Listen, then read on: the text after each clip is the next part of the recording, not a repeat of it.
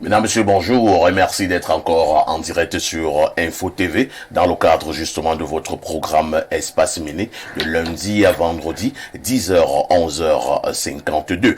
Ce n'est pas la grande forme, mais on fera un effort d'aller au bout de ce programme. Nous sommes mardi, il s'agit de mardi entrepreneuriat. La semaine dernière, nous parlions déjà des aptitudes et des attitudes des patrons d'entreprise pour l'émergence de leur activité. Ce matin, nous prenons la problématique inverse.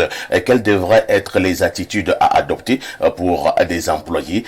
Comment devrait se comporter un bon employé dans une entreprise?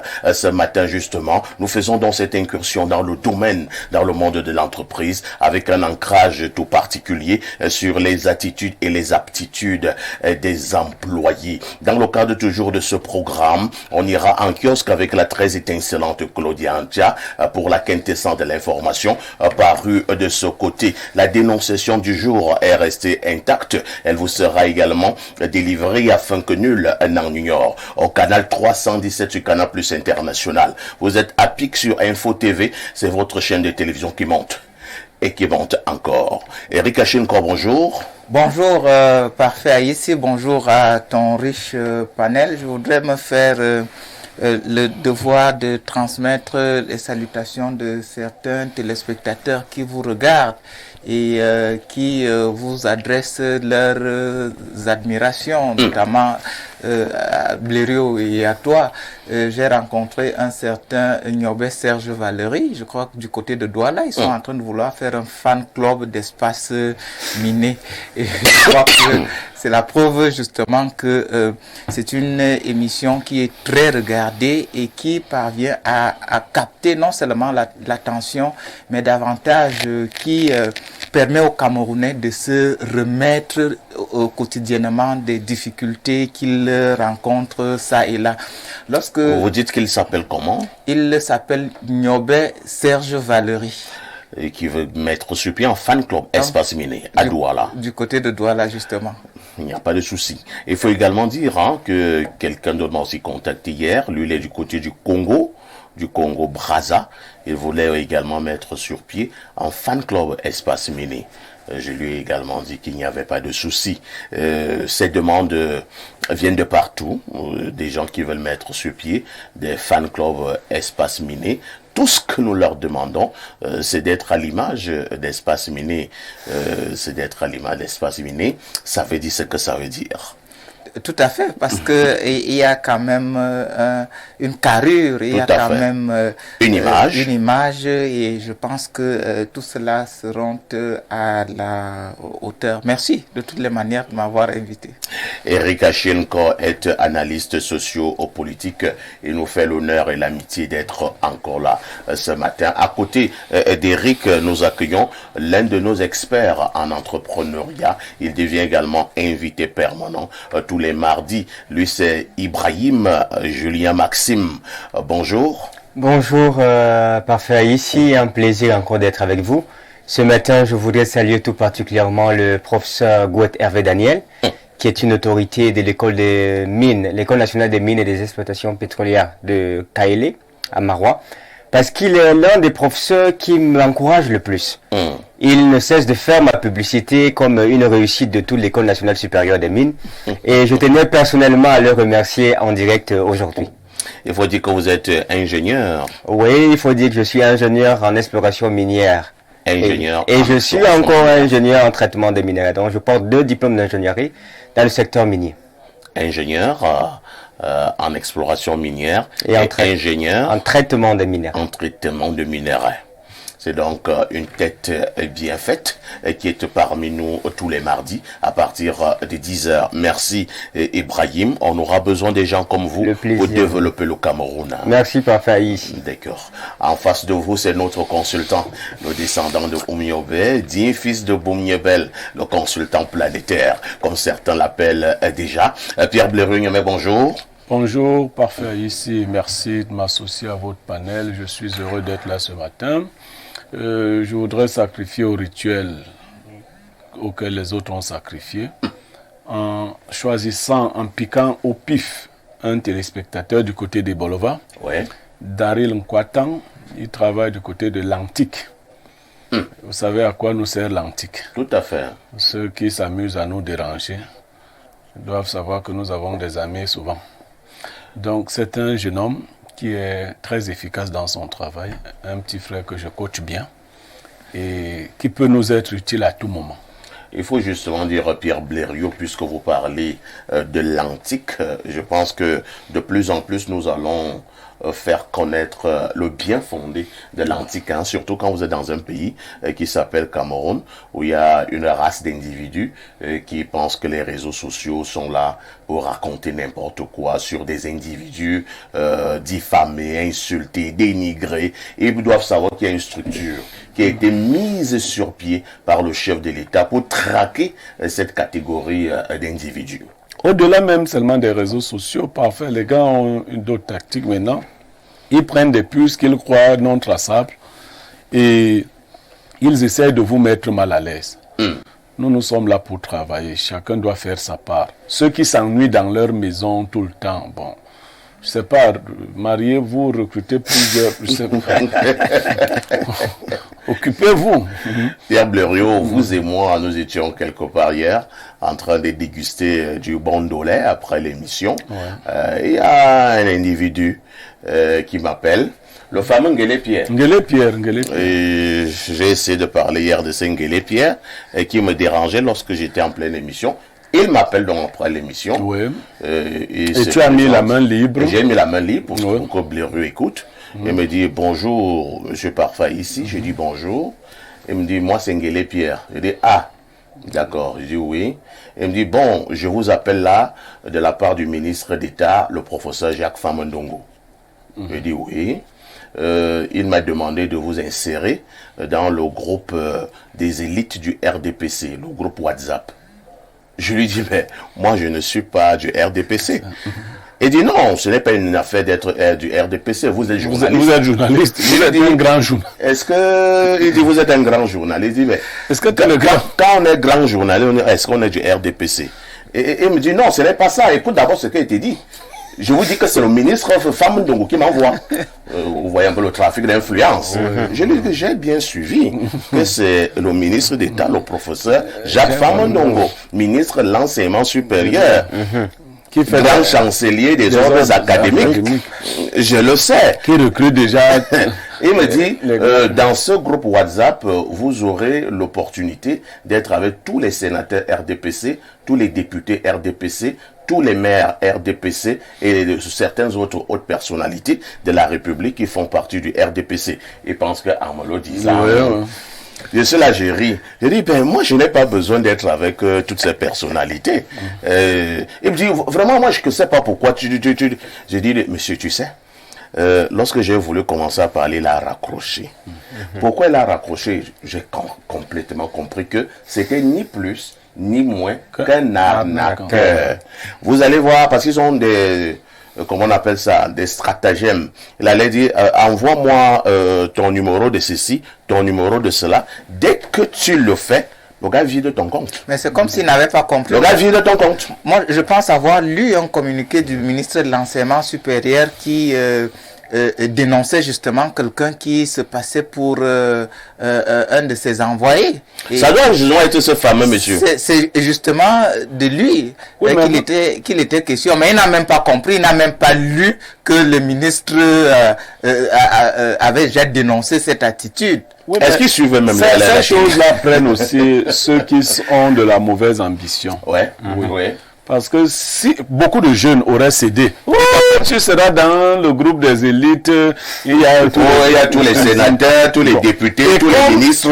Il y a aussi beaucoup de jeunes qui sont en souffrance. Parce que paraît qu'au Cameroun, pour être quelque chose, il faut que quelqu'un te tienne par la main. Il faut que tu sois dans le groupe des élites et tout. Bon, comme on sait pas. On peut même te tenir par la main, on peut te tenir aussi par autre chose. Mais... qu'est-ce que tu veux exactement dire? Mais si tu veux à tout prix qu'on te tienne, on va te tenir. On va te tenir partout. Ouais, moi, j'ai vu des jeunes gens qui me disent qu'ils sont prêts à tout. Pourvu qu'ils arrivent là où ils veulent aller. Mais ils vont aller où? Très bien. Bon, si vous permettez... On va vous repasser donc la parole, Pierre Blériot, cette fois-ci pour nous délivrer la sagesse de ce mardi matin. La sagesse de ce mardi matin dit ce qui suit.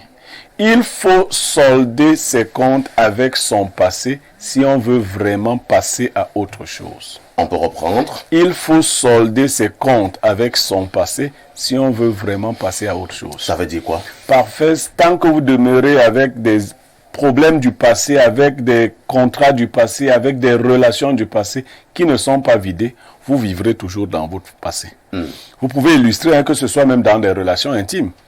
Vous ne pouvez pas avoir une femme qui vous dit que tout le temps, elle doit appeler son ex pour savoir comment il va. Parce qu'il est trop fragile. Il a l'asthme. Vous pensez que c'est la provocation? Non, non, tu pars, tu soldes. Non, ça c'était pour rire, mais en général, nous n'avons pas souvent soldé nos comptes avec le passé. Si vous avez heurté des gens, aujourd'hui vous voulez devenir une nouvelle personne, il faut avoir le courage de leur demander pardon. Il faut solder. Si vous voulez pour qu'on vous ouvre une page neuve, il faut solder les comptes avec le passé. Sinon, on ne vous ouvrira pas une page neuve. Vous pouvez, bon, et l'autre bêtise que les gens aiment dire, surtout nos sœurs, on va m'aimer comme ça. Personne ne va vous aimer comme ça. Merci Blériot. Je retiens simplement une chose. Si vous avez causé du tort à vos semblables par le passé, et il n'y a pas de honte à cela de venir demander pardon. Je pense que c'est une preuve d'humilité. De toutes les façons, les sujets ont été proposés. Le panel progressivement constitué. À tout de suite pour la suite.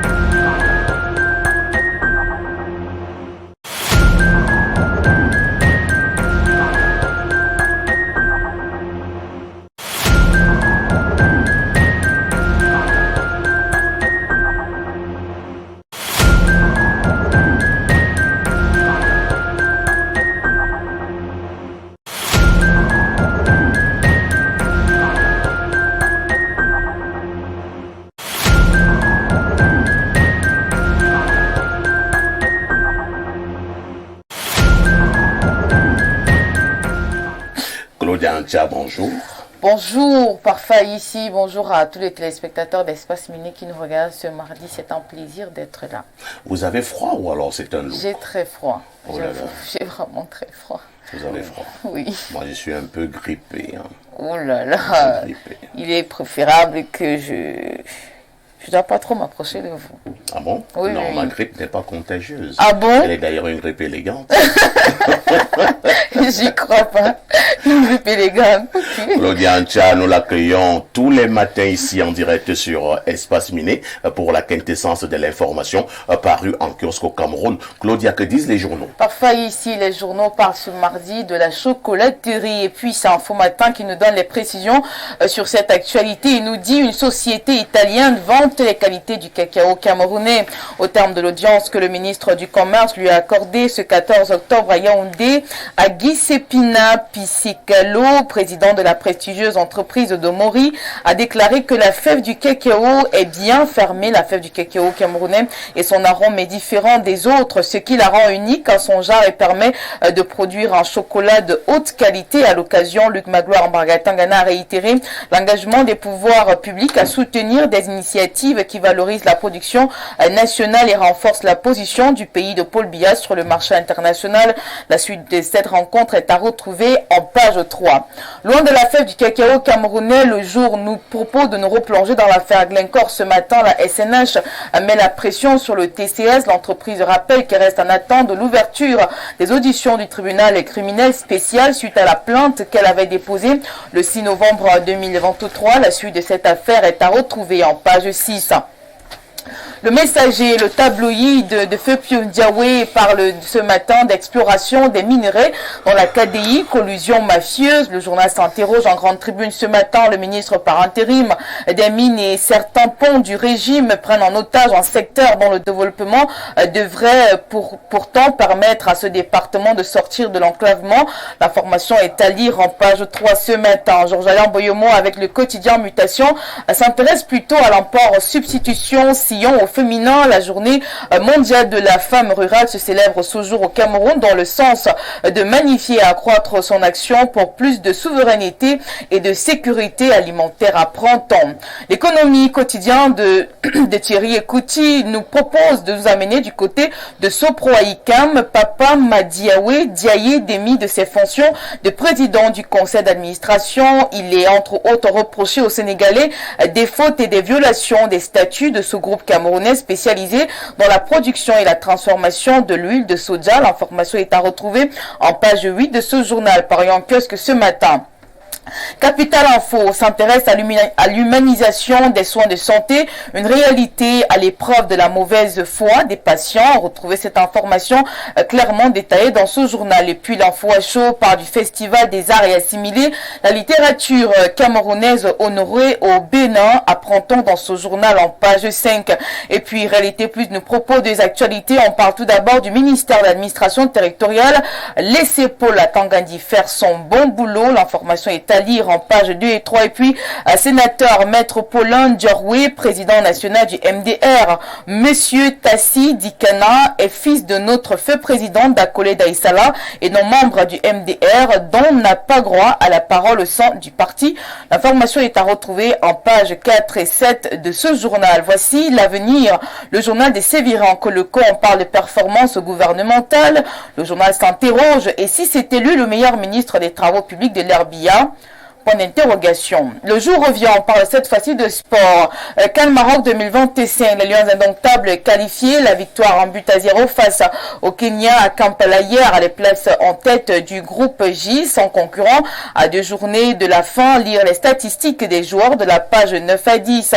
Le Messager est également de retour, on parle également de Cannes 2025, le Cameroun sera au Maroc, apprend-on en page 12.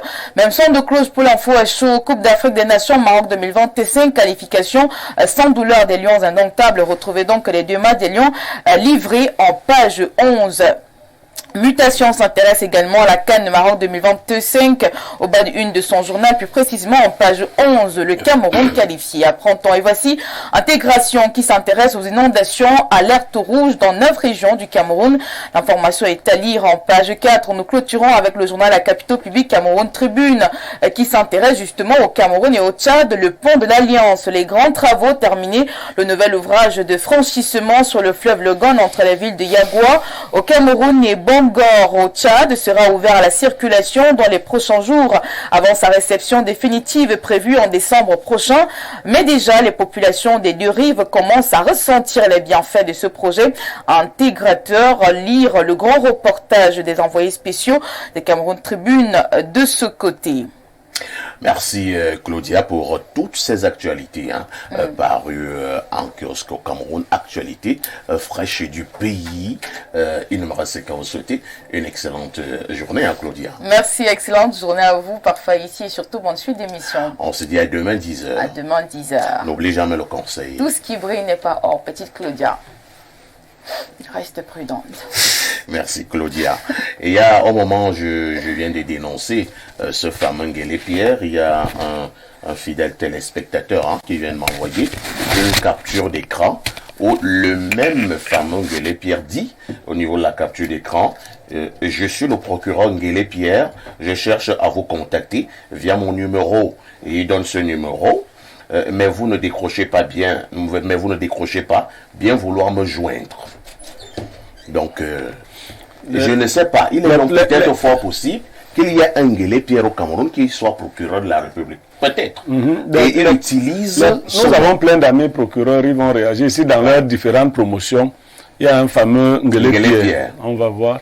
Et puis, il faudrait qu'on garde le numéro pour ce qui est nécessaire. C'est bien sécurisé. Parce que je pense qu'on ira jusqu'au bout. Hein. On va traquer ce monsieur. Il est tombé sur la mauvaise porte. Nguélé Pierre, et comment il peut même jouer avec les gens de la télé? Comment quelqu'un peut penser qu'il peut aller frapper parfait ici? Vraiment, c'est courageux. Hein. Maintenant, moi, je vais faire l'effort pour qu'on le traque. En réalité, parfait ici. Oui.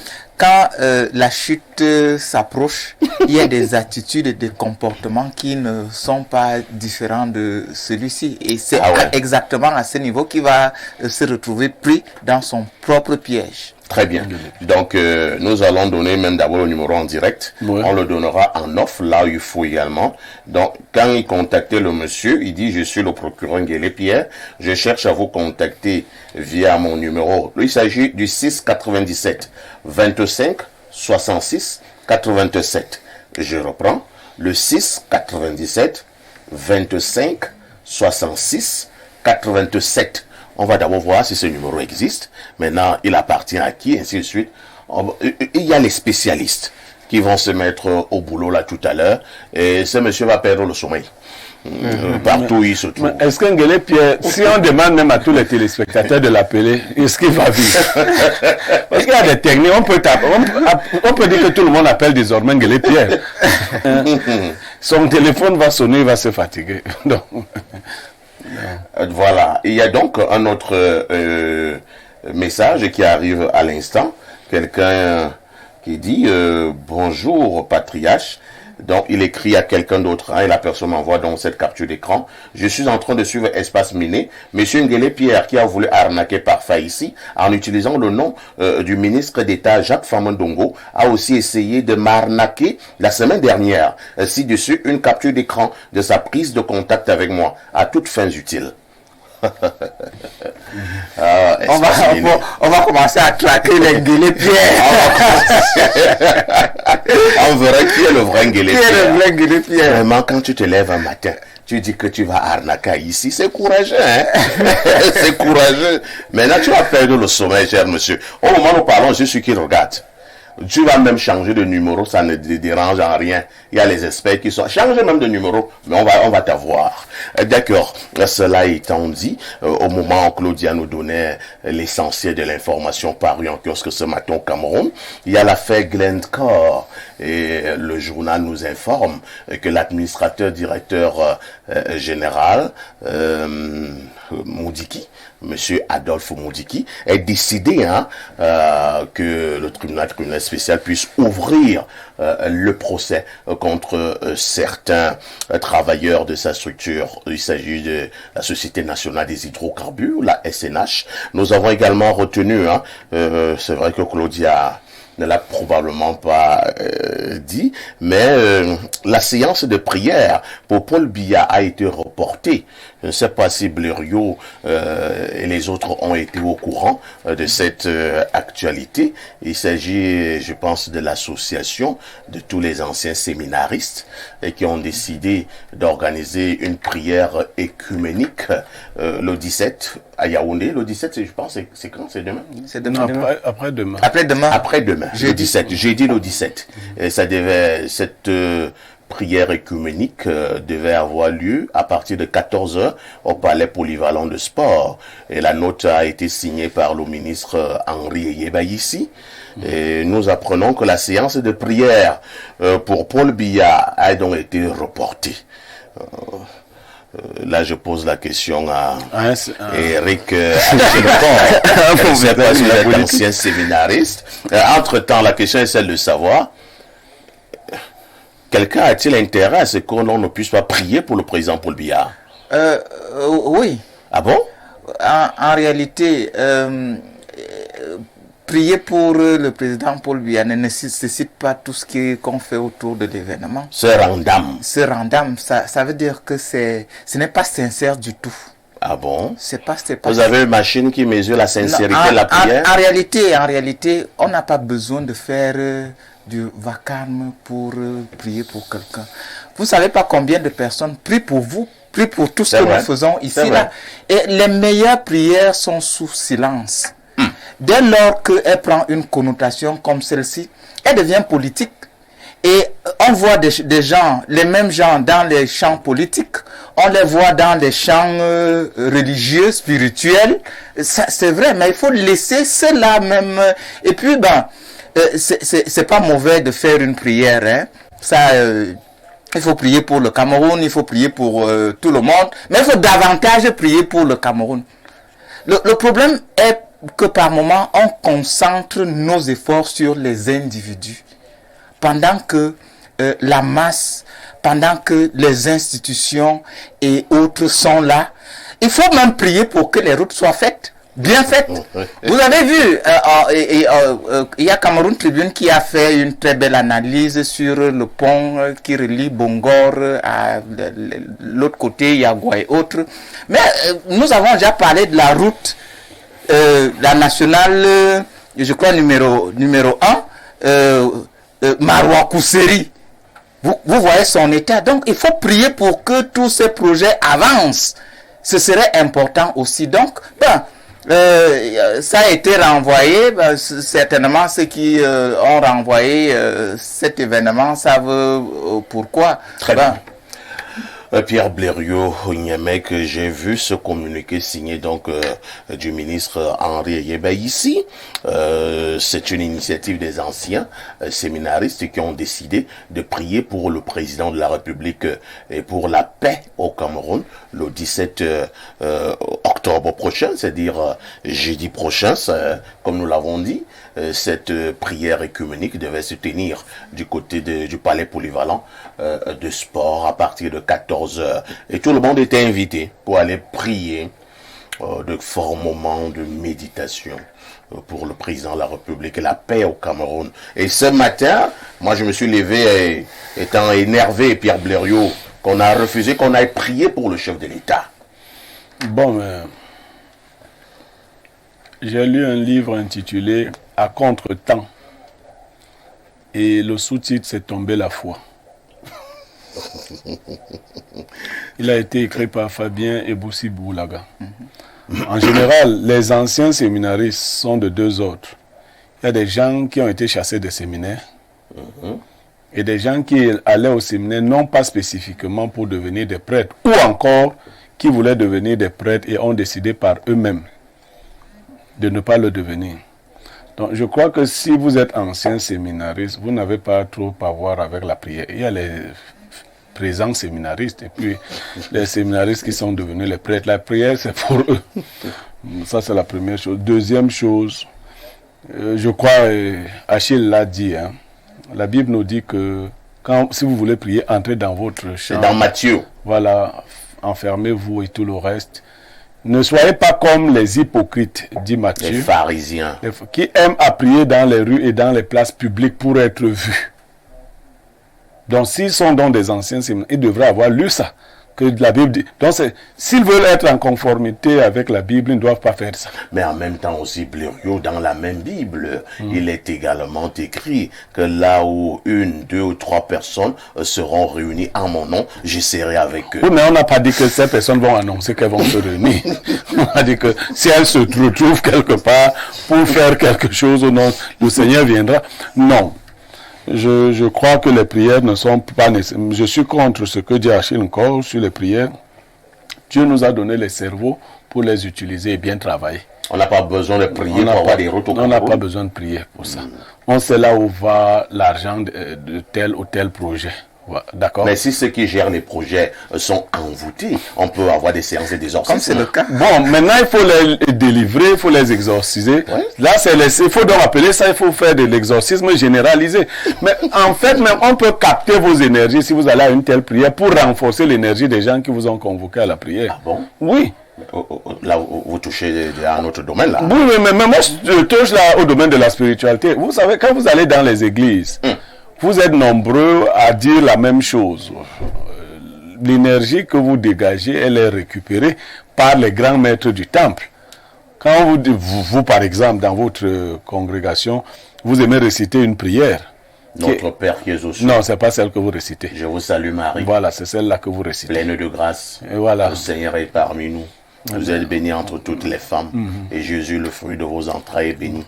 Sainte Marie, Mère de Dieu, priez pour nous pauvres pécheurs, maintenant et à l'heure de notre mort.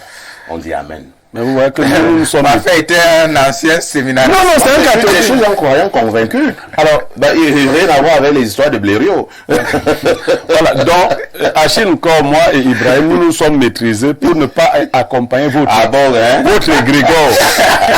Parce que il y a des gens qui accompagnent les... Tu vois même quelqu'un, lui n'est même pas catholique. Dès que les gens commencent à réciter, lui aussi il récite. Il sait même...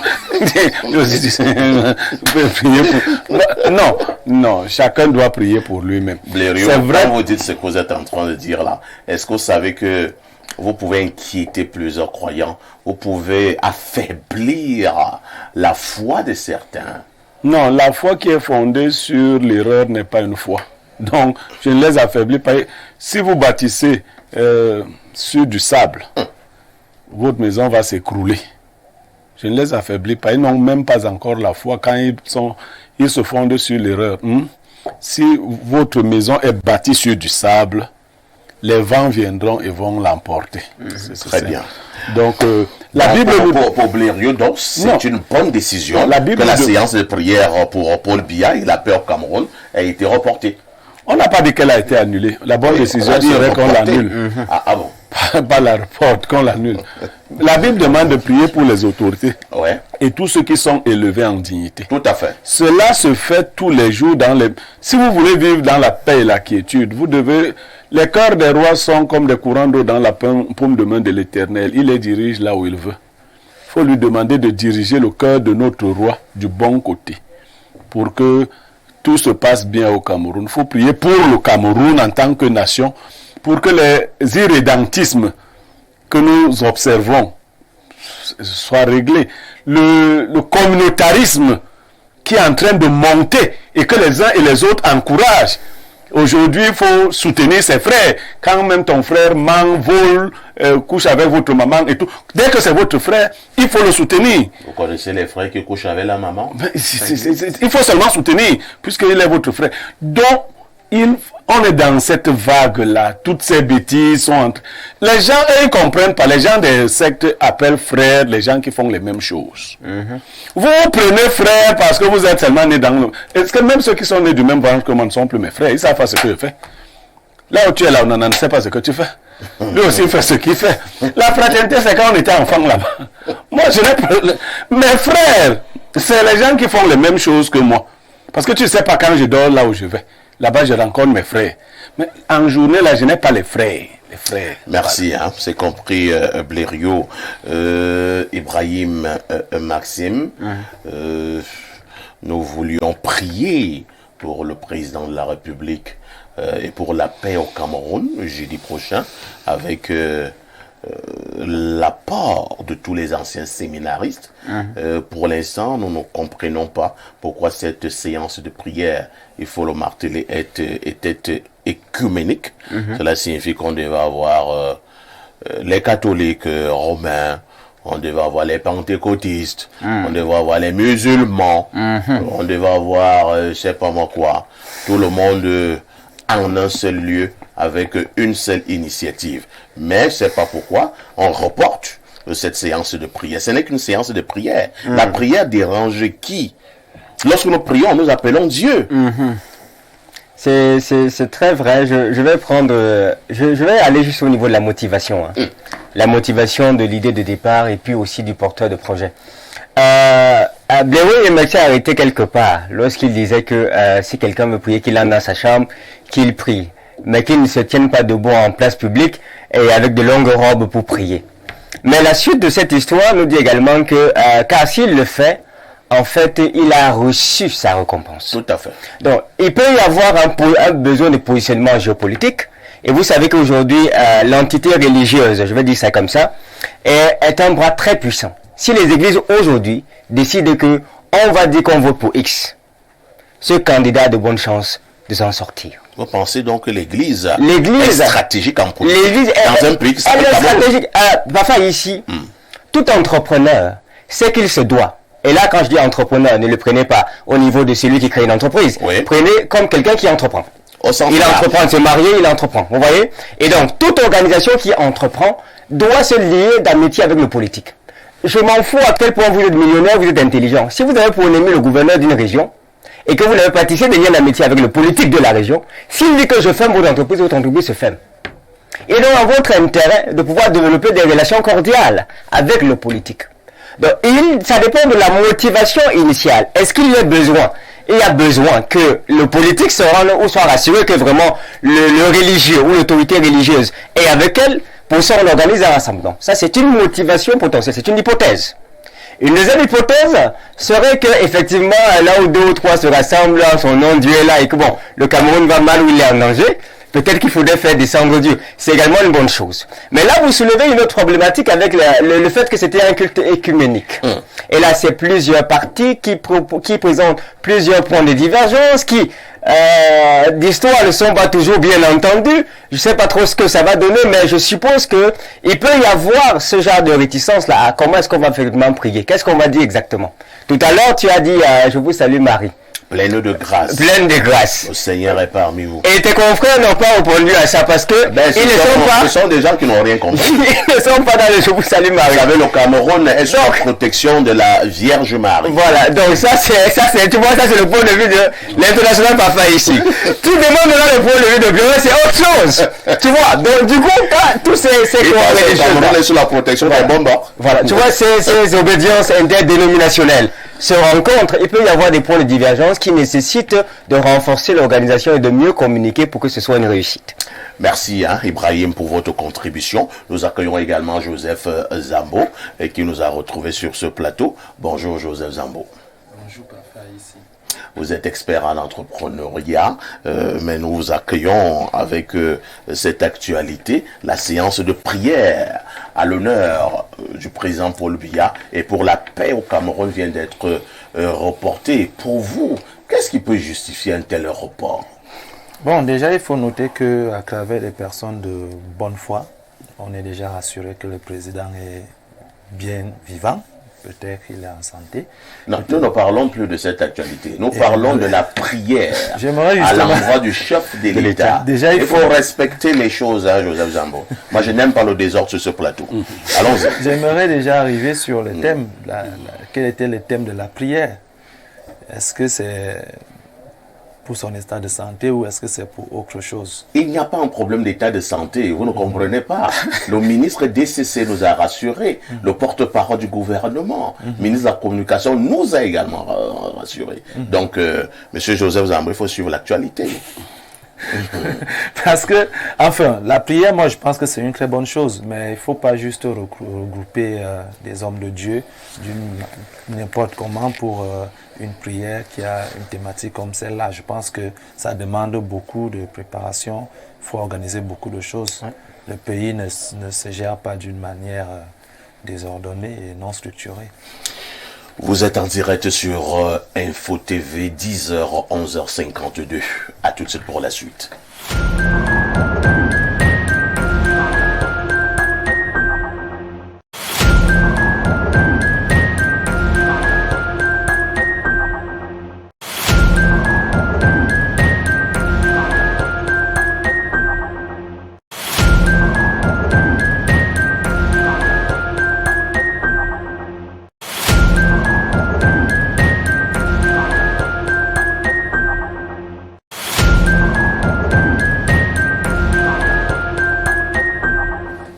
On repasse la parole à Pierre Blériot-Niemek, cette fois-ci pour la dénonciation du jour. Oui, parfait. Si vous permettez que je fasse une petite entorse. Les téléspectateurs m'écrivent pour dire que nous avons été suspendus de son au moment de la sagesse du jour. Oh là là. Oui. Donc, 2 secondes. Allons-y. Oui. La sagesse de ce jour disait, il faut solder ses comptes avec son passé si on veut vraiment passer à autre chose. On peut reprendre. Il faut solder ses comptes avec son passé si on veut vraiment passer à autre chose. Très bien. Voilà. Parfait, ici, c'est l'histoire de 2 sœurs qui vivent de l'autre côté en Occident qui nous est rapportée par la grande sœur. La grande sœur a quitté le pays il y a un certain temps et elle a fait voyager sa petite sœur par la suite. Il faut noter ici que la grande sœur s'est mariée. Son mari et elle sont venus convoler en juste noces au Cameroun. Et ils sont rentrés. Une fois là-bas, elle a fait tout ce qui était nécessaire pour faire voyager sa petite sœur. La dénonciation, le grand malheur veut que depuis un certain temps, elle ne comprend plus la relation qui existe entre sa petite sœur et son mari. Au point que son mari dit être prêt à rompre avec elle pour se mettre officiellement avec la petite sœur. Incroyable. Oui. Lorsqu'on a traversé les océans, des milliers Son mari, c'est un blanc? C'est un blanc. C'est un blanc. C'est ça qui est... Bon, nous, on pensait que les blancs ne faisaient pas les choses noires comme ça. Donc, elle m'a appelé, elle m'a dit, mon frère, je suis dépassé. Je vis la sorcellerie dans ma propre maison. Et on lui propose d'accepter une polygamie camouflée dans la maison. Ouais. Donc pour l'instant, elle vit avec sa petite sœur dans la maison. Dans la même maison. Donc on lui suggère d'accepter une polygamie camouflée ou alors les deux vont passer, les deux toutreaux passeront à la vitesse supérieure. C'est-à-dire prendront les dispositions pour divorcer. Elle, le problème, je lui ai demandé si elle ne pouvait pas divorcer. Autre, selon la législation là-bas chez eux, elle m'a dit qu'ils se sont mariés ici. Et s'ils voudraient divorcer, il faudrait qu'ils viennent le faire ici. Or, vous savez que chez nous, c'est pas aussi évident que chez eux. Donc, évident comment? Non, vous savez, les procédures de divorce chez nous, c'est pas comme chez eux là-bas. Chez eux, il paraît que quand... Alors, qui lui a proposé de vivre une polygamie camouflée? C'est le blanc? Le blanc et sa sœur. Lui ont dit vraiment... Dit que oui, nous, on peut vivre ici. On peut vivre ici. Chacun a sa chance. Sachant que nous sommes tous avec le blanc. Oui. C'est que... Les gens font la sorcellerie du pays, ils amènent ça à bain. Eric Ashenko, voilà donc une grande sœur qui a pensé qu'il était bon d'aider sa petite sœur. Elle l'a même amenée en Europe. Et c'est la petite sœur qui commence maintenant à lui faire voir des murs et des pas mûrs. Votre réaction? En réalité, vous savez, les grandes sœurs ou les aînés sont souvent des parents. Et en tant que tels, ils accompagnent leurs cadets. Voilà donc un parent qui a cru bon d'accompagner sa cadette. Et il faut dire en passant que la plupart, c'est pas un cas unique, hein, la plupart des aînés vivent ce genre de situation. C'est-à-dire vous encadrez votre cadet et à un moment donné, votre cadet se retourne contre vous. Donc, ce qu'il y a lieu de dire est que c'est une très mauvaise personne, cette cadette. C'est une très mauvaise personne parce que en fait on n'est pas là pour... Elle le fait maintenant sans vergogne. Hein? Oui, justement, parce que là elle a l'esprit les Camerounais de la diaspora sont souvent de très bonnes personnes, ou les Africains de la diaspora de manière générale, mais parmi eux il y a des moins bons.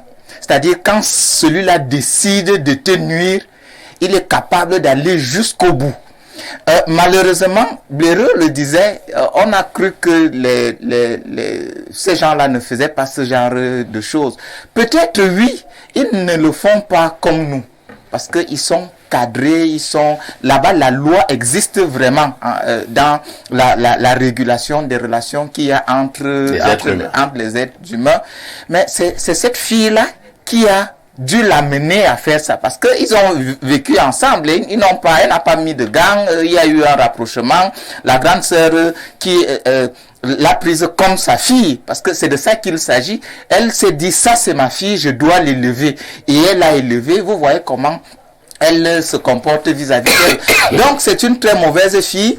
Je vais lui dire que si elle n'a pas encore de nationalité, qu'elle prenne son passeport et qu'elle le déchire. C'est-à-dire qu'elle trouve un mécanisme... Déchirer le passeport de qui? De sa petite sœur? Oui. Oui. C'est-à-dire elle prend le passeport, elle le déchire et elle trouve un mécanisme pour la renvoyer au Cameroun. Ça c'est dingue. Est-ce que le blanc ne va pas bloquer? Le blanc ne va pas bloquer. sauf s'ils vont se marier là-bas, mais dès lors que les papiers sont déchirés et autres, elle va réfléchir au moins 2 à 3 fois avant l'acte est posé. Mais maintenant, il y a des aînés qui peuvent se dire, je vais faire comment, c'est ma cadette, cet esprit protecteur, elle peut comprendre et la laisser avec le blanc pour dire, moi j'étais amené, si tu trouves mieux de me remercier ainsi, ça va, moi je vais refaire ma vie et puis basta, la vie continue. Merci. Ibrahim, avec ce genre de comportement, est-ce que nous ne pouvons pas être unanimes que tant que les êtres humains vivront, il y aura un type de comportement qui amènera les autres à passer à la vitesse supérieure? Je pense même à l'élimination physique. Mais non, on va pas arriver là-bas. C'est vrai que cette dénonciation est très épineuse. Parce qu'elle me fait très mal. Elle me fait penser à un texte qui disait, parce que l'iniquité se sera accrue, l'amour du plus grand nombre se refroidira. C'est-à-dire que parce que tu vas faire du bien à quelqu'un, il va te blesser, te poignarder, te saboter. Même l'amour, l'élan de générosité que tu avais encore va se refroidir et tu ne pourras pas suffisamment aimer pour aider les autres. Je voudrais premièrement dire à cette dame beaucoup de courage et elle n'a pas eu tort de vouloir aider sa petite sœur. C'est sa petite sœur qui est une sorcière.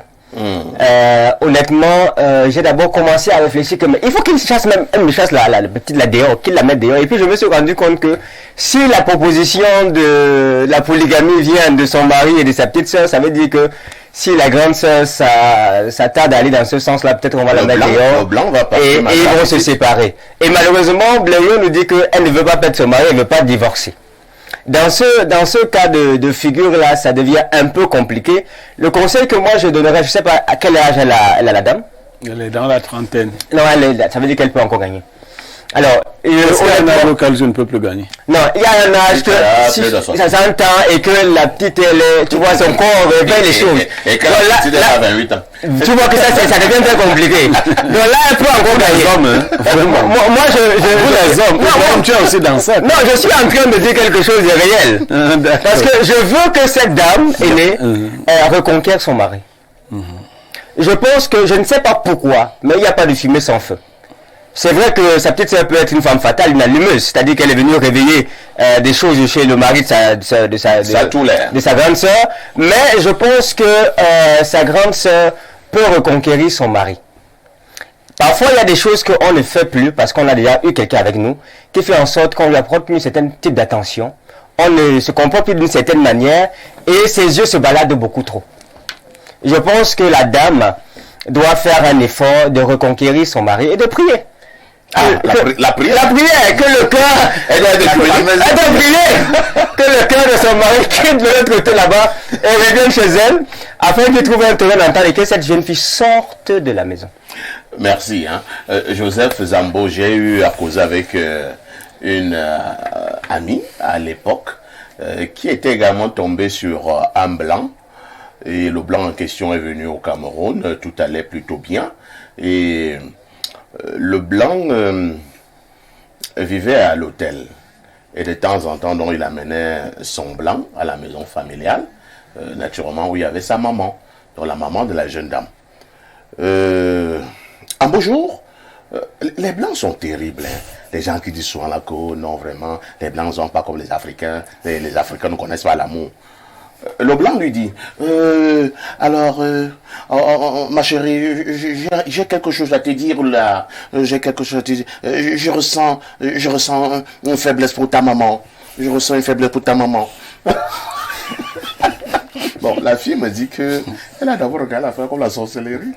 Sa mère qui n'était plus trop jeune, sa mère était à la cinquantaine, la fille était à la trentaine, et le blanc lui dit, de la manière la plus claire, que lui ressent déjà quelque chose pour sa maman.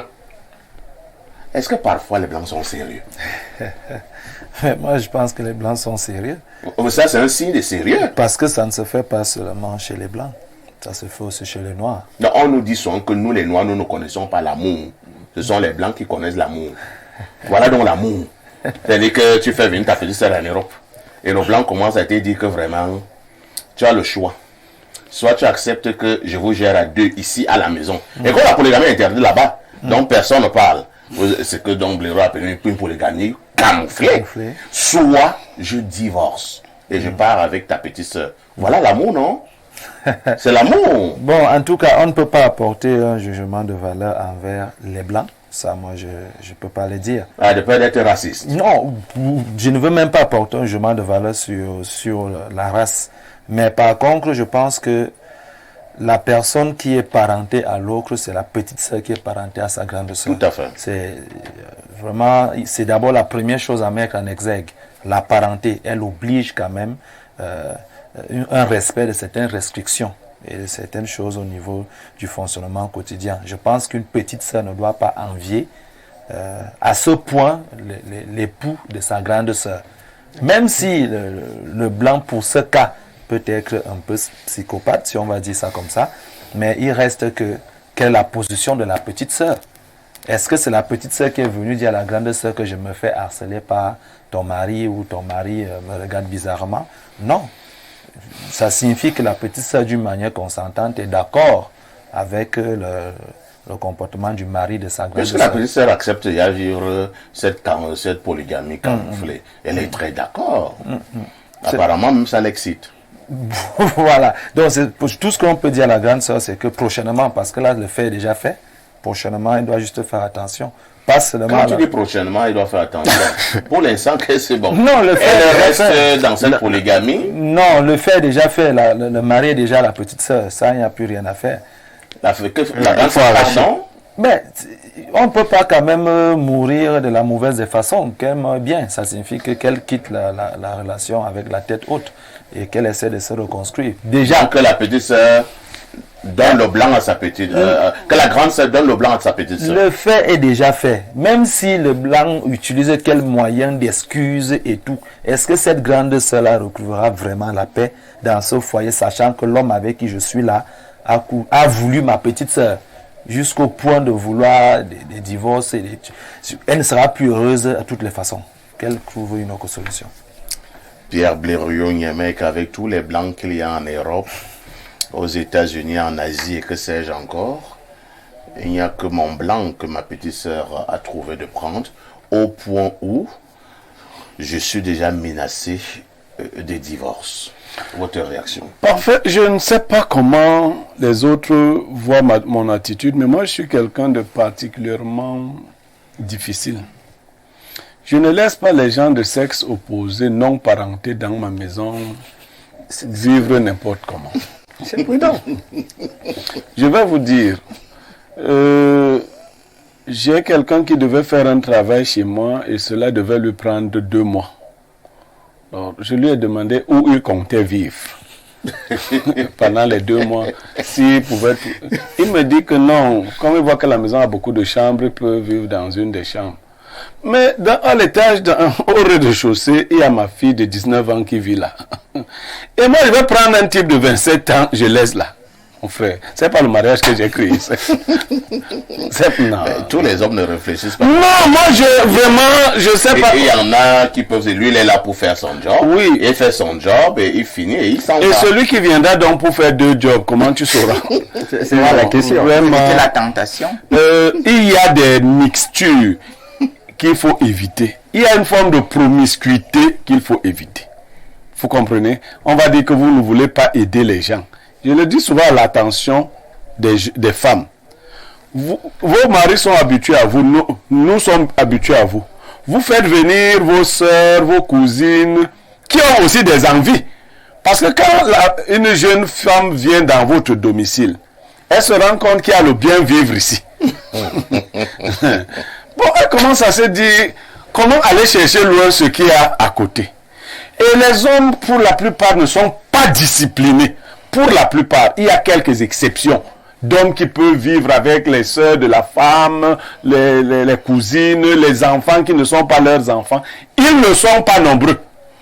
Parce que même vos enfants qui ne sont pas des œuvres de votre futur mari, si vous n'avez pas un mari sérieux, mais s'il vous plaît, surveillez le type là. Parce qu'il va regarder la mère et il va aussi regarder la fille. Donc, cette jeune dame, je le lui ai dit, c'était brutal. Elle a pris un gros risque. Ce d'autant plus que les détails, c'est qu'elle elle va au travail et son mari va au travail, mais la troisième personne est encore assez libre. Le problème également est que à Blériot, pour prendre vraiment le cas de l'Europe, vous nous avez dit c'est la grande sœur qui a fait venir sa petite sœur du côté de l'Europe. La petite sœur arrive en Europe, elle ne connaît personne, elle n'a pas de boulot, elle n'est rien. Pour un début, ce qui est sûr, c'est qu'elle doit d'abord rester dans la maison de sa grande sœur. Elle va le temps qu'elle est dans la maison de sa grande sœur. Ici, je connais tout ça. Je vous avais raconté un jour, un oncle est venu avec son enfant. Il devait faire le lycée technique de Colbison. Il m'a expliqué comment ils viendront souvent donner le sac de manioc et tout. C'était beau. Lui a dit qu'au niveau de Colbison, il y a les chambres à côté du lycée de Colbison. Non, ce n'est pas le même cas pour une fille qui quitte le Cameroun, qui arrive en... Toi, tu vas d'abord quitter le Cameroun comment? Mais ta grande sœur te fait venir en Europe? Non, ce n'est pas comme ça. Ça veut donc dire que si toi tu vas en Europe, tu ne peux jamais venir faire venir un frère. Ce n'est pas ça. C'est donc quoi? Ce n'est pas comme ça. Quand je te fais venir, c'est que j'ai déjà arrangé ton milieu de vie. C'est pas... Je vous dis que cette promiscuité n'est pas bonne. Et ce que Blériot dit est vrai. Regardez un peu une communauté, la communauté musulmane, comment elle vit en général. C'est-à-dire, il y a un espace propre aux hommes. Et il y a un espace. Moi, le plan de ma maison est conçu exactement comme Blériot l'a dit. C'est-à-dire, quand vous venez parfait ici, vient chez moi, j'ai un boxon où je reçois les étrangers, les hommes. Les femmes ont leur boxon de l'autre côté. Oui, c'est comme ça que la maison est aussi rigide. Oui. Mais en réalité, est-ce que vous savez que c'est... Mais où est-ce que vous mettez la confiance? Non, il faut faire attention parce que... Mais si votre femme, c'est pas ou bien votre sœur qui est à la maison, n'arrive pas à se maîtriser, vous cherchez une corde, bien une chaîne, vous l'attachez, quand il y a les étrangers. Ce qui dit est pertinent, il faut le prendre au sérieux. Parce que c'est de la tentation, il faut éviter ça. Je ne peux pas, je dis que chez moi, je ne sais pas comment vous faites chez vous. Les gens qui ne sont pas parentés, et même ceux qui sont parentés, qui ne me semblent pas sérieux. Parce qu'il y a des parentés qui ne sont pas des parentés sérieux. Vous pouvez même avoir quelqu'un chez vous, et c'est lui qui vient violer vos enfants. Mais non, attends, ici, tu vois comment tu peux loger un adulte dans ma maison parce que non, tu fais quoi? Non, s'il y a un box dehors, tu vis dehors. C'est là-bas. Non, c'est la prudence. Okay. On a compris cette rigueur. Maintenant, il y a un problème. La dame vous a contacté, la grande sœur qui est en Europe. Elle veut une solution. Qu'est-ce qu'on peut lui dire? Non, moi je pense que déjà, elle doit se préparer à se séparer des deux. Sa petite sœur lui a montré la méchanceté et l'ingratitude. Elle va s'en séparer. Elle va également se séparer de ce goujat de mari. Oui, parce que je peux encore tolérer, un homme peut faire une bêtise, mais de là à t'imposer de prendre ta soeur dans une sorte de polygamie camouflée, encore que c'est pas ça la polygamie. La polygamie, c'est pas la sauvagerie. Parce que les gens confondent. C'est des mariages structurés. Donc, qu'elle se prépare à se séparer des deux. Je lui ai dit que cet homme ne la méritait pas. Et puis moi, les femmes ont un problème. C'est pas si c'est nous qui avons mis ça dans leur tête. Dès qu'une femme a atteint 35 ans, on lui explique déjà que c'est fini. Les risques sont déjà grands. Non. Vaudrait mieux être seul qu'être mal accompagné. Quels risques sont grands d'être avec un tel type? Bon, la troisième soeur qui va venir, il va en faire la troisième femme. Et même la nièce qui la nièce. Donc il faut s'en séparer, il faut qu'elle ait j'hésite à poser une question. Je ne sais pas si les gens vont trouver que c'est une question raciste, mais je pose quand même cette question. Là, il s'agit de deux Africaines qui sont allées en Europe. Voilà le comportement du blanc vis-à-vis de ces deux Africaines. Est-il possible que le même blanc puisse poser le même comportement sur deux Européennes? Non.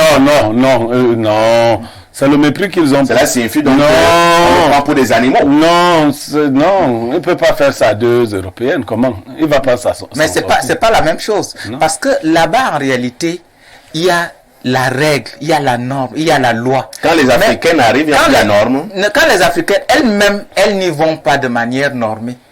C'est-à-dire, je crois que leur mariage, c'est ce qu'elle n'a pas. C'est comme les gars de la diaspora vont nous écrire. Parce que si leur mariage avait eu lieu en France, je crois que ça aurait été différent. Elle aurait plus de droits. Je ne sais pas ce qui se passe. Ouais. Lisons les nombreuses réactions. Hein. Ça, c'est d'abord une réaction qui vient du plus 86. C'est la Chine. La Chine, oui. Bonjour, monsieur Aïssi. Vraiment, la dénonciation est très triste. Moi, à la place de cette dame, je prendrai mes clics et mes claques et laisserai les deux tourtereaux tranquilles. On ne discute pas ce qui nous appartient. Si le mari est allé voir si près d'elle et a le courage de lui demander à elle de faire des compromis, c'est qu'il n'a vraiment pas d'estime pour elle. C'est Nadine Noir qui envoie cette préoccupation. Autre message ce jour. Que dit bonjour parfait Aïssi, les 12 mengok de la modération. Le bâton de manioc.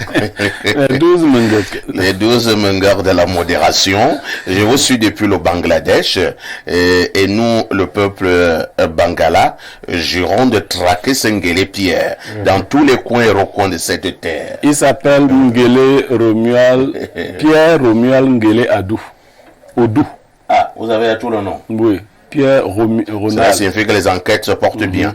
Ngele Odou. Bon. C'est bien son nom. Alors, je vais prendre le numéro de la femme de quelqu'un sur le plateau.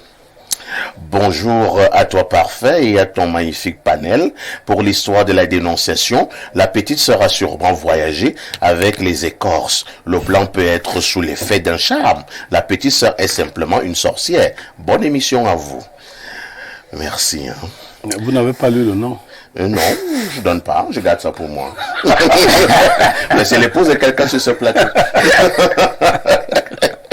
Bonjour Espace Miné, bonjour Blériot, très bon raisonnement pour le consultant Blériot, ne jamais accepter ce genre de mixture. J'aime et j'ai aimé les propos du grand Blériot sur la dénonciation. Courage et merci, c'est Thomas Noir qui envoie ce message. Autre message, bonjour monsieur Aïssi et à tout le panel. Cette histoire remet en surface la méchanceté qu'ont les uns face aux autres. Ce cas-ci vient de la maison et c'est très grave. C'est ce genre de cas qui fait qu'on ne puisse même plus aider son frère ou sa sœur à sortir du noir. C'est pas possible. En tout cas, que la grande sœur laisse sa petite sœur avec son mari blanc et s'en aille ailleurs, dans une autre ville, refaire sa vie. Et surtout qu'elle ne laisse plus cette méchante petite sœur se rapprocher d'elle. Encore moins de l'appeler. C'était bon. Ma sœur serre le cœur et se retrouve,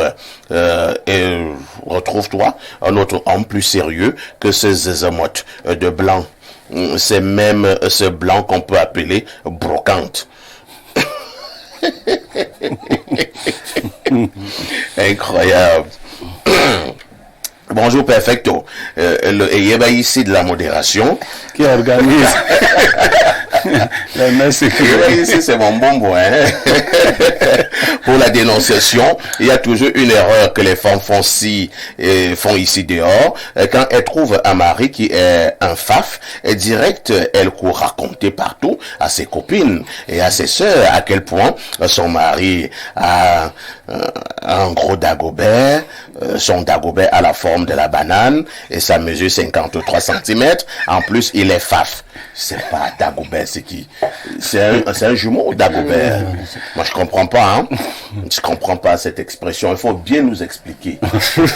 Dès que la copine ou la sœur entend cela, elle dit que même si on monte ou on descend, qu'il pleuve ou qu'il neige, je vais aussi goûter à ce plantain sauvage et non mûr et qui coule la sève blanche. Vous avez des expressions compliquées, hein. Les femmes, arrêtez de décrire la taille et la dimension du dagobert de votre mari et vos copines ou à vos copines ou à vos sœurs. Gardez ça pour vous, c'est un conseil. Bon, je n'ai rien compris. Donc, revenez en off, me dire de quoi il s'agit, hein. Les dagoberts, les ceci, les faf, les bananes, la sève blanche. Bonjour Lonkuta, tu n'es pas sûr que le blanc là a un sang camerounais?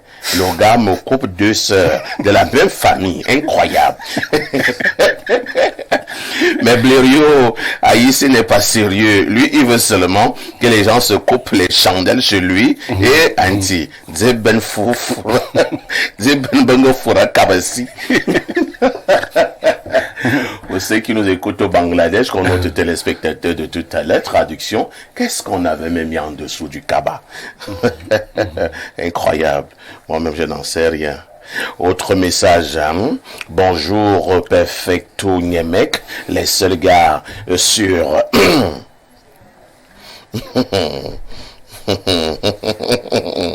Je ne vais pas lire ce message.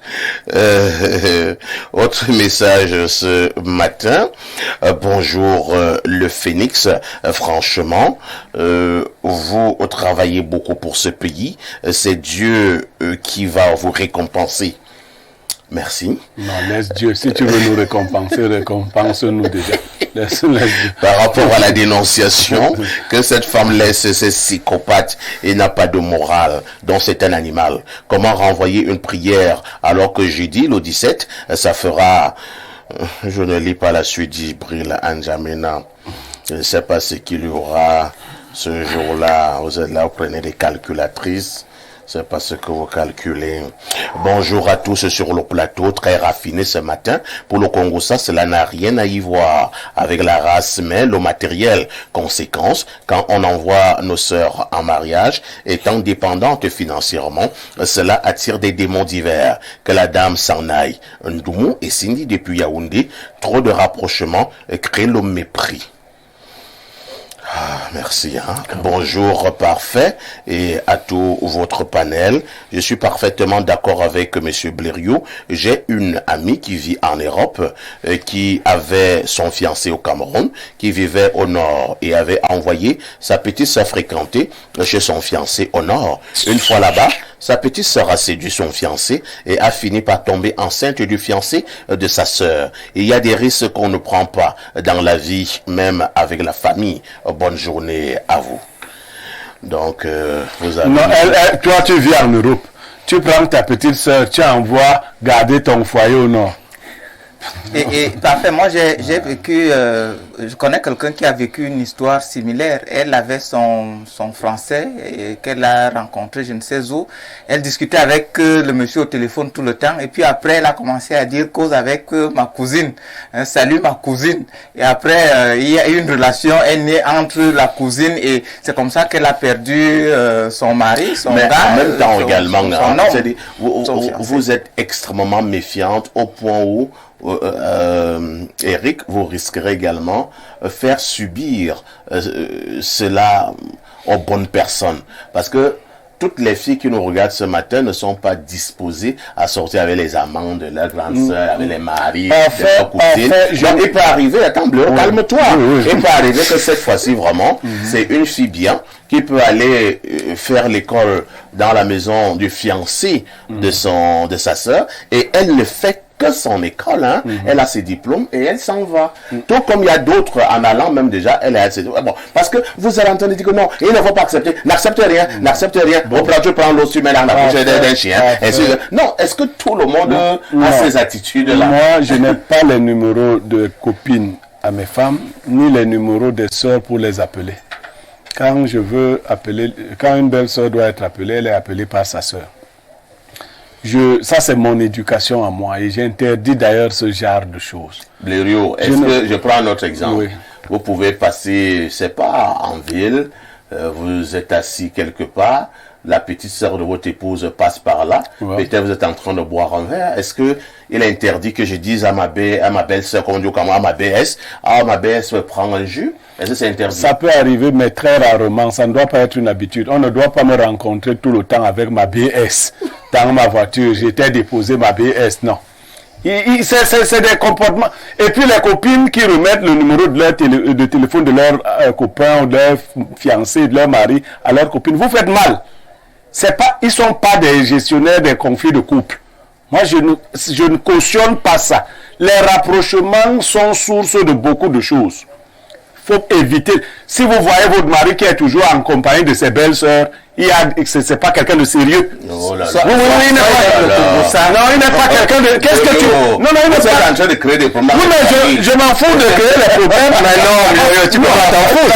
Je dis, je m'en fous de créer les problèmes. Parce que chacun connaît. Mais en fait, je vais vous dire, la plupart des femmes là connaissent leur mari. Hein. Bien sûr. Oui, elles savent que moi, mon mari, lui, son Dagobert ne reste pas tranquille. Il est que même quand mes soeurs sont là, il ne fait que se balader là n'importe comment. On connaît. Donc, ce n'est pas moi qui vais aller vous créer votre nouveau mari. Il faut un homme sérieux, correct. N'entretient pas de relations permanentes avec les sœurs et autres. C'est comme ça. Il faut avoir des bonnes limites là. Je vois des belles soeurs qui intriguent tout le temps, leur beau-frère, ils jouent avec. Non, moi, mon beau-frère d'amour. Vraiment, quand tu es là, mon beau-frère. Non. Mais attends, c'est la gentillesse. Non. Mais nous, on voit pas vu comme des animaux. Je pense que, oui, en réalité, parfait ici, il faut aider, il faut s'entourer des gens parce que l'homme ne saurait vivre sans autrui. Voilà. Sauf que il faut que cela soit dans un cadre où les uns et les autres ne vont pas se retrouver éprouvés. Parce que ce rapprochement en réalité peut faire en sorte que ça peut gâter la famille. Regardez, parce que je pense que la famille va être divisée. La famille est déjà divisée. La famille sera divisée en deux. Tout simplement parce que une fille, une cadette qui n'a pas de personnalité s'est retrouvée en train de faire du n'importe quoi à sa sœur. Donc, en réalité, il faut être mesuré. Il faut limiter. En tout cas, le proverbe bantou avait tranché cette affaire. Hein. Vous savez ce que le proverbe bantou dit? Il dit que le porc avait fini par avaler le mille pattes à force de le voir passer devant. À tout de suite pour la suite.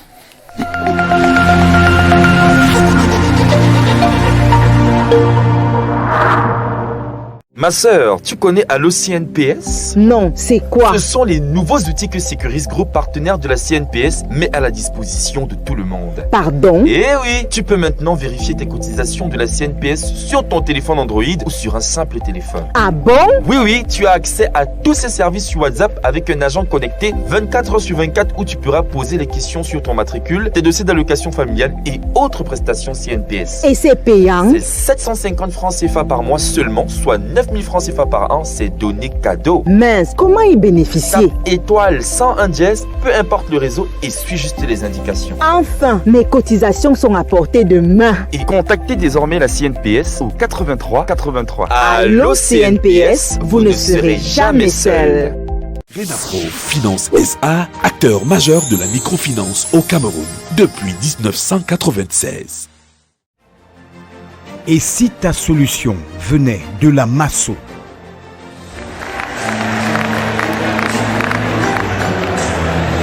Je m'appelle Mancho Loveline, épouse Numbisi. J'ai gagné le village. Je ne m'attendais pas, puisqu'il y a des milliers de personnes qui avaient des milliers de noms dans le box là. Deviens propriétaire d'une villa à partir de 100 francs CFA. Renapro Finance SA, acteur majeur de la microfinance au Cameroun depuis 1996.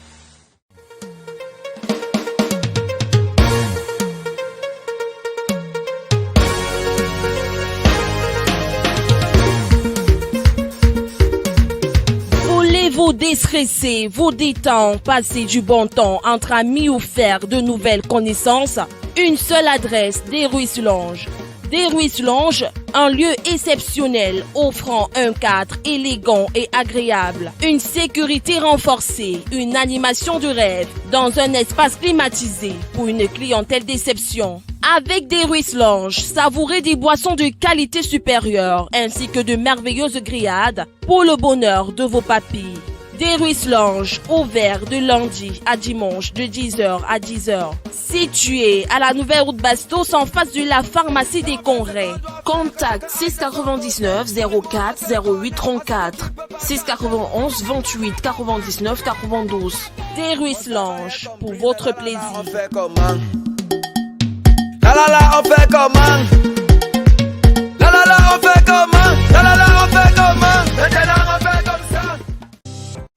USTI, l'université qui garantit un emploi avec ses 3 campus offre des formations professionnelles pour les sections francophones et anglophones en échindi, BTS, licence, master, tout en assurant le transport gratuit de ses étudiants. USTI forme dans plusieurs filières, agriculture et élevage, sciences et techniques biomédicales, travaux publics, photographie audiovisuelle, énergie renouvelable, communication des organisations, journalisme, industrie alimentaire, télécommunications et réseaux, génie informatique, ingénierie de la décentralisation, ingénierie pétrolière, comptabilité des entreprises, gestion et commerce-vente, industrie de l'habillement, tourisme, hôtellerie et restauration, capacité et licence en droit, hydraulique, traitement des eaux et assainissement. À l'USTI, le transport est toujours gratuit, internet gratuit et des infrastructures à la pointe de la technologie. Rendez-vous dans les campus de Niom et Omnisport à Yaoundé. Contact 679 225 896 698 844 487. USTI, l'université d'avenir pour l'assurance, diplôme, emploi.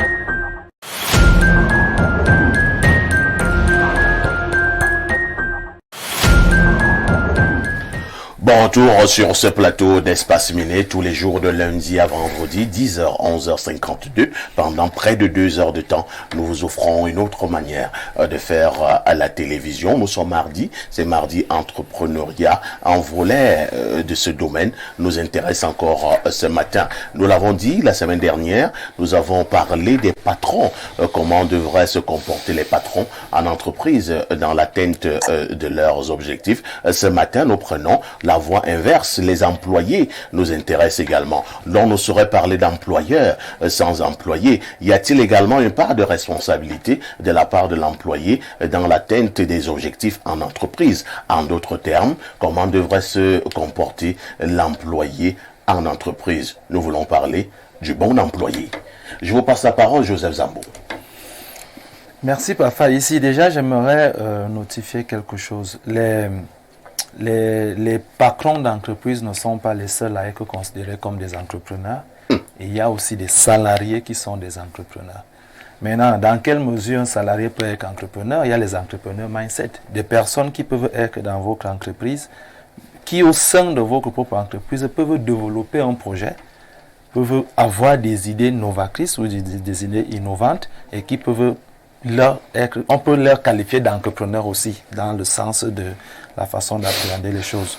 Il y a les projets internes. Autour d'une entreprise, un projet se crée, une personne au sein de la boîte développe le projet, il peut être qu'un entrepreneur. Je le dis pour qu'on ne pense pas que parler des employés, c'est sortir du cadre de l'entrepreneuriat du mardi. Tout à fait. Bon, maintenant, quand on parle des indicateurs de performance d'un bon employé, déjà il faut savoir que l'entreprise tourne autour de la qualité des employés.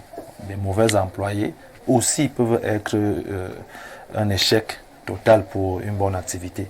Au niveau des qualités, on parle de la qualité du travail.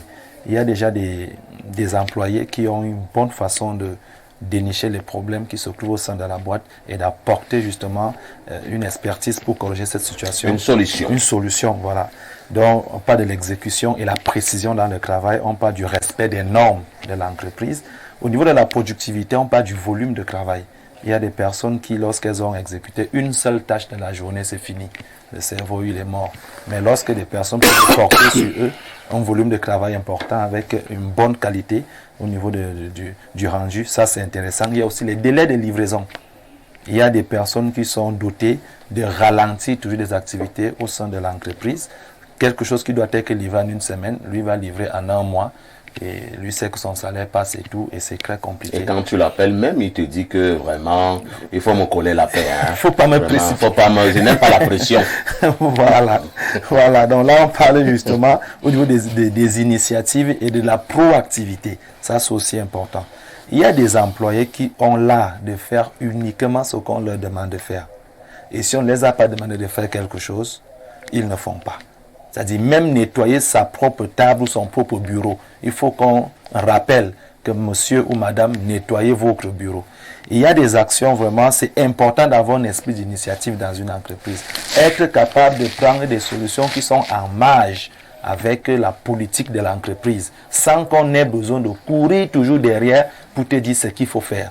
Et la proactivité ici, c'est de ne pas venir corriger les problèmes, mais par contre d'anticiper sur certaines situations, d'être capable d'initier des actions avant et non d'attendre qu'il y ait d'abord des problèmes avant de trouver des solutions. Très bien. Ça c'est important. Et puis en dernier recours, on peut faire ressortir les compétences en communication. Si dans une entreprise on n'est pas capable de communiquer, d'échanger, ça bloque justement le circuit fonctionnel de l'entreprise. Et c'est très important que nous ayons des personnes qui savent communiquer, un engagement, une motivation importante et puis savoir s'adapter au niveau de l'activité et surtout avoir un objectif de satisfaire d'abord les clients. Merci Joseph Zambo. Nous passons la parole à l'autre expert qui est Ibrahim Maxime Julien. Ibrahim, de manière régulière, lorsque nous parlons de l'échec d'une entreprise ou bien du mauvais management en entreprise, nous voyons habituellement que le patron, le principal manager, nous disons toujours que le patron fait ci, fait ça, il martyrise les gens, il torture les employés, il ne paye pas les salaires.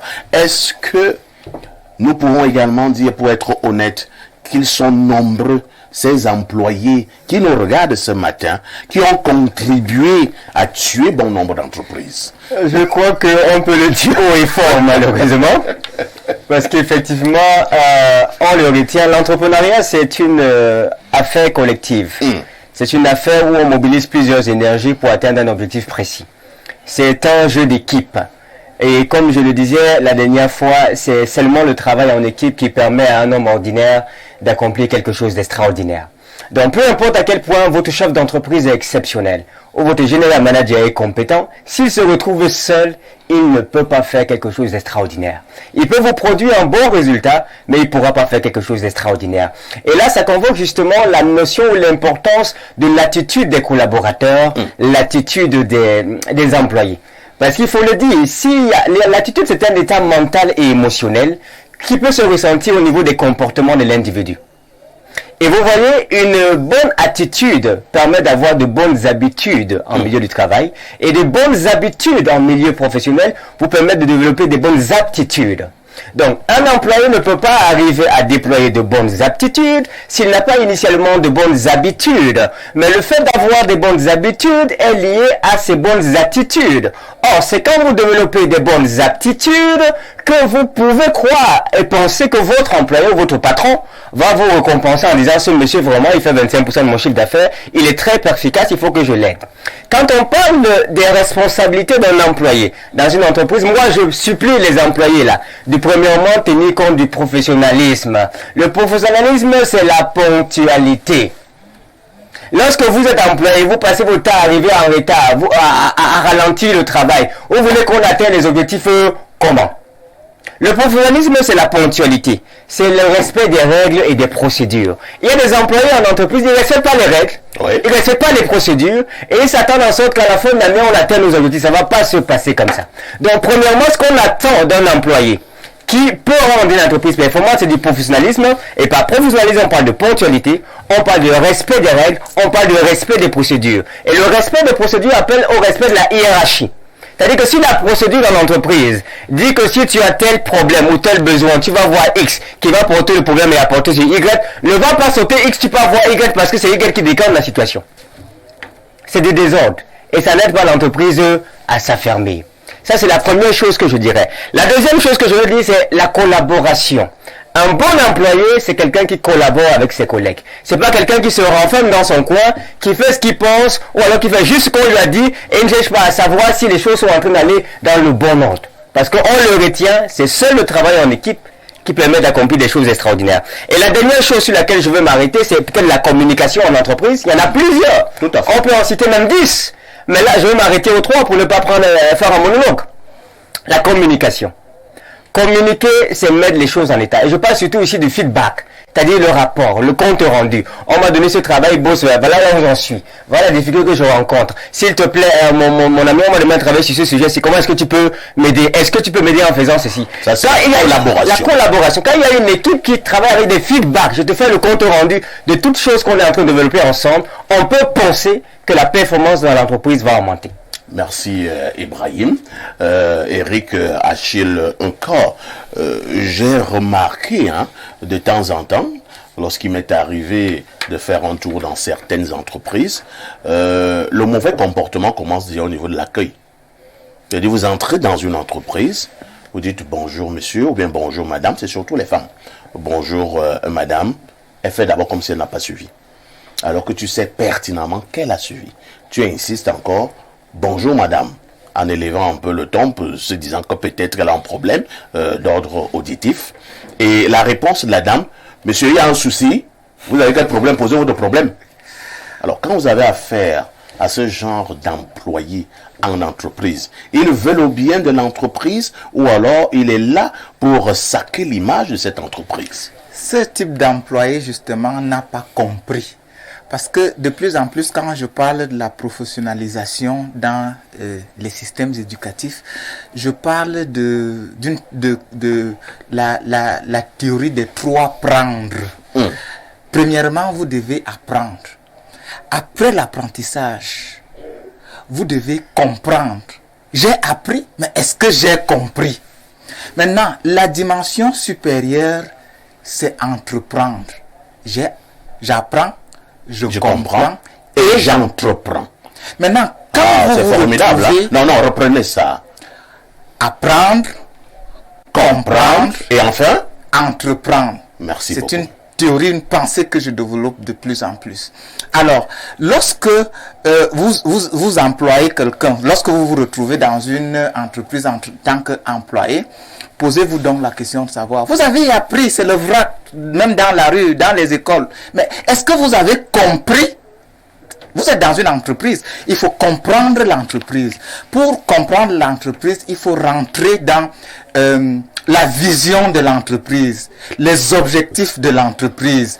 Et il faut comprendre que vous êtes cet employé, mais c'est votre entreprise. Vous devez donc entreprendre à travers la communication par une bonne image. Pour que l'entreprise vive, il faut justement qu'il y ait des usagers et que ces usagers soient bien traités, bien servis. Parce que une petite erreur de communication, c'est la communication aussi, ils l'ont dit, la communication, elle n'est pas que verbale, c'est les faits. Quand vous posez un geste ou un acte, c'est une communication.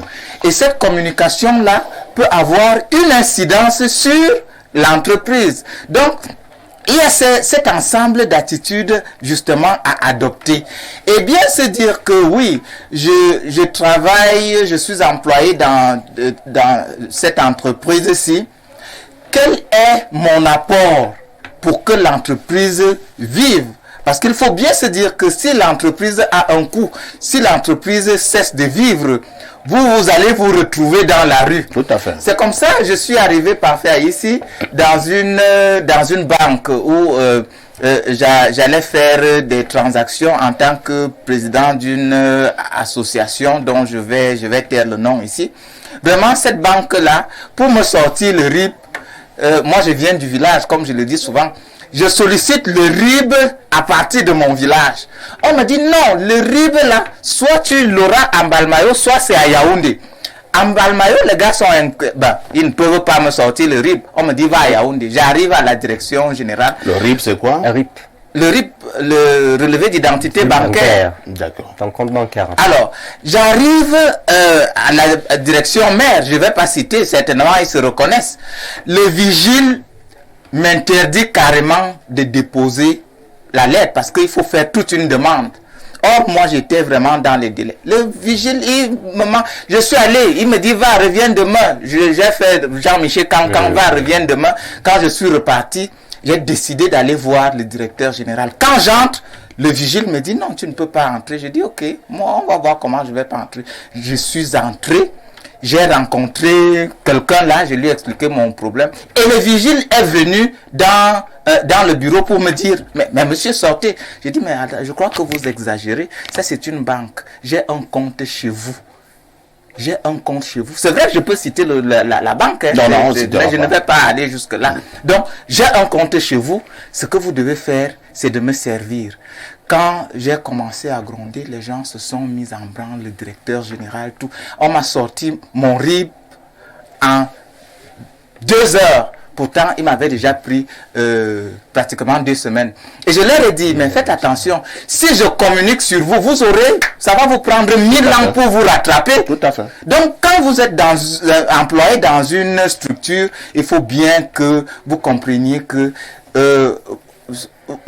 la survie de l'entreprise dépend de votre apport, la qualité de votre apport. Très bien. La survie de votre entreprise dépend de la qualité de votre apport. C'est très bien dit, hein, Eric Achel. Pierre Blériot-Nyemek, il y a un autre aspect en entreprise que nous appelons habituellement le secret professionnel. Il y a une race d'employés ici. Tout ce qui se passe dans son entreprise, il raconte son quartier. Dès qu'il est en train de draguer une nouvelle copine, il dit, ah non, mon PDG adore boire le vin rouge. Et il va au bar lorsqu'il regarde le match de Lyon comme ce qui s'est passé hier, on a gagné, qu'on a 1-0. C'est le sujet de l'entreprise qui est sur la table. Non, vraiment, dans notre entreprise, il y a des filles qui viennent là, qui passent le temps à sortir avec les gens en entreprise. La dernière fois, on a eu un problème à la banque là, parce qu'on ne pouvait pas payer 50 millions. On a eu un souci de salaire et tout et tout. Alors, ce genre d'employé, qu'est-ce qu'on en fait? Bon, parfait. Au risque d'être rabat-joie, il y a beaucoup de choses que les entreprises font qu'elles appellent secrets professionnels qui ne constituent pas les secrets professionnels. Les mauvaises habitudes en entreprise ne sont pas les secrets professionnels. Si vous ne payez pas les employés, ce n'est pas un secret professionnel. Donc les employés doivent le dire dehors.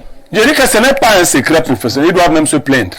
Ce n'est pas un secret professionnel. Moi, je vous parle de l'entreprise. Il y a donc le secret professionnel, c'est toute chose qui pourrait nuire au bon fonctionnement de l'entreprise.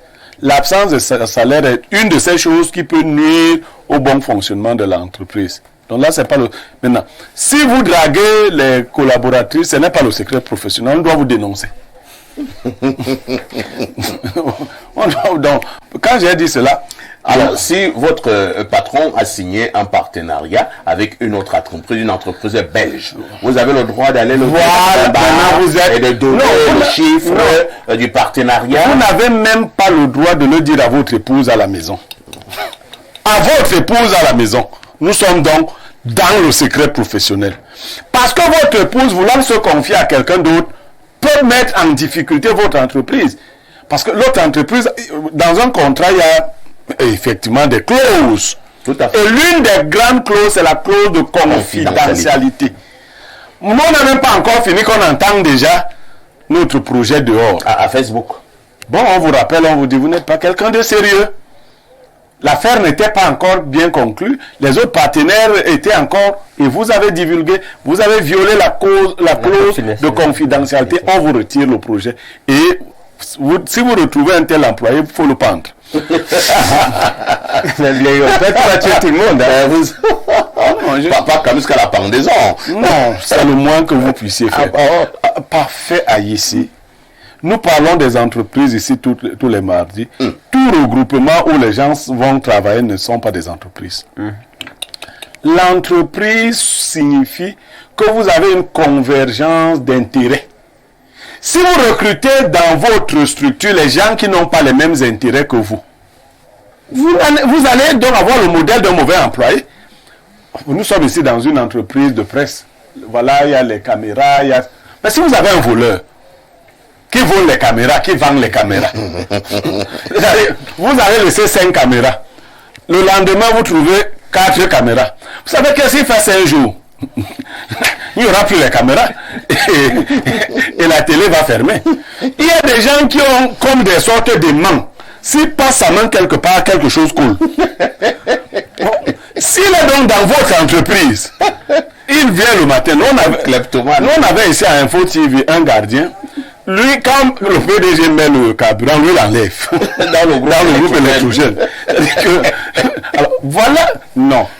La qualité de vie en entreprise, ce que j'appelle les relations humaines.